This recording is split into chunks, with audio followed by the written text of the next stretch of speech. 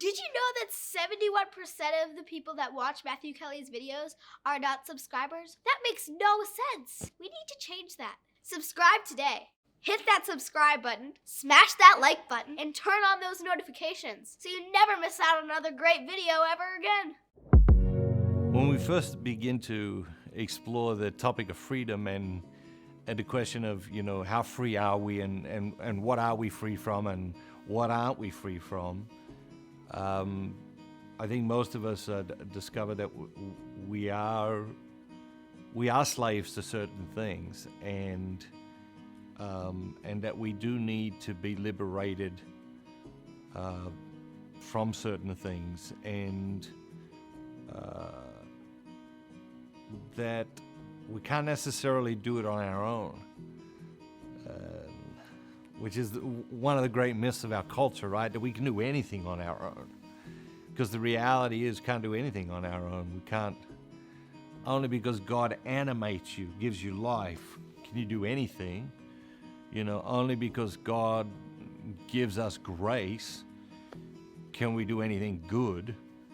And so the idea of a self-made man or a self-made woman is so delusional in the context of reality, that when we consider these ideas, we realize how far our culture has actually wandered from a Christian path, from the way of Jesus, from the life, from his teachings, from ultimately the life he's calling us to live. And if we do want to live an authentic life, if we do want to become more perfectly ourselves, a better version of ourselves, walk with God, all of these many topics that we've been covering for more than 3 weeks now, one of the things that we discover is that we really need to unburden ourselves. Our lives are in desperate need of simplifying. Our lives are in desperate need of simplicity, and we're just so good at collecting baggage.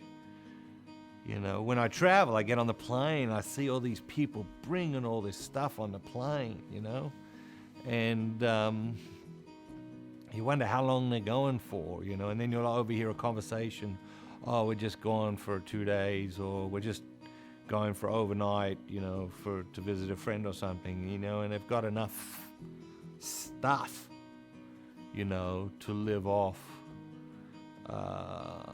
it would seem, for a month. When I walked the Camino, first time I walked the Camino, I remember the guidelines was to pack 20 pounds, to have a pack that did not weigh more than 20 pounds. And I did a lot of study about what to take, what not to take. And the one thing that came up over and over and over in everything I read was that you will take stuff that you will not use, and the follow-on point from that was that you will find yourself throwing stuff away day by day as you make this 500-mile walk. You will find yourself throwing stuff away because you realize you don't need it, you're not going to need it, and you got to carry it on your back every day, for 25 miles, in the beginning through the Pyrenees. And I'm out there and I'm walking, I've got 20 pounds, and I think, we really do complicate life, don't we? When it really comes down to it, what we actually need is very, very little. Very, very little. And so if we want to live this life that we're talking about as we journey towards Easter, our lives are in need of a radical simplification. There's just a radical need for simplicity in our lives. And that simplicity helps us in all of these other areas. Because very often it's all the stuff, it's all the things, it's all the going places, commitments, doing things, it's all of these things that stress us out, that make us lose our temper, give in to our appetites, indulge our impulses, or self-destruct in 1,000 different ways.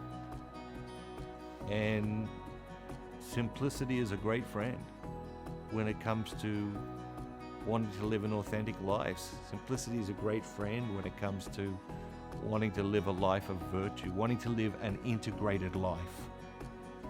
Simplicity is a great friend. In fact, I'm not sure it's possible without it. And so, as you make your way through the day today, just think about, how do you complicate your life unnecessarily? And what are some ways you can simplify your life? Not next year, but today and tomorrow and next week and next month. What are some ways you can start simplifying your life right now?